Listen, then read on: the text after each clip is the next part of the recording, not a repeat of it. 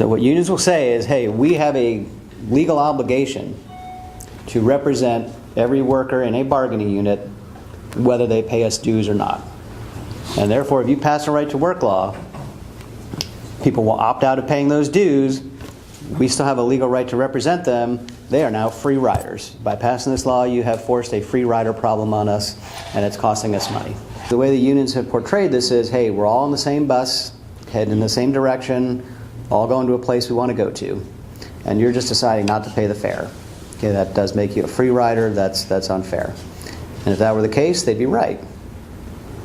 But the way the court looked at this is, hey, these folks who object to paying their union dues or fees, they're not riding on a bus to the same place everybody wants to go to. These are people who've been shanghaied on a voyage they'd really rather not take.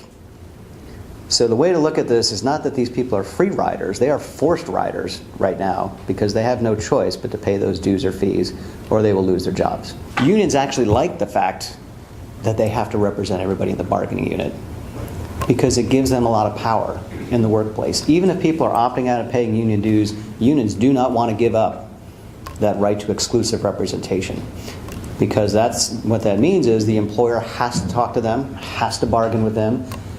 No other union can come in and try and pick off employees that aren't part of that bargaining unit, so it actually gives them a lot of power.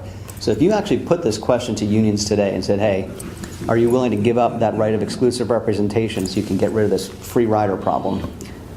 If they thought about it carefully, they would tell you no. U.S. Chamber, state chamber, local chambers, right? We speak on behalf of the business community. But there's no law that forces businesses to pay us. We might like it if there was, right? But there's no law that forces businesses to give us dues. Okay, it's only in this one context that we seem to have this question of someone purporting to speak on your behalf and you are forced by law to pay them to do so. So again, free rider, not so much. These are really more forced riders.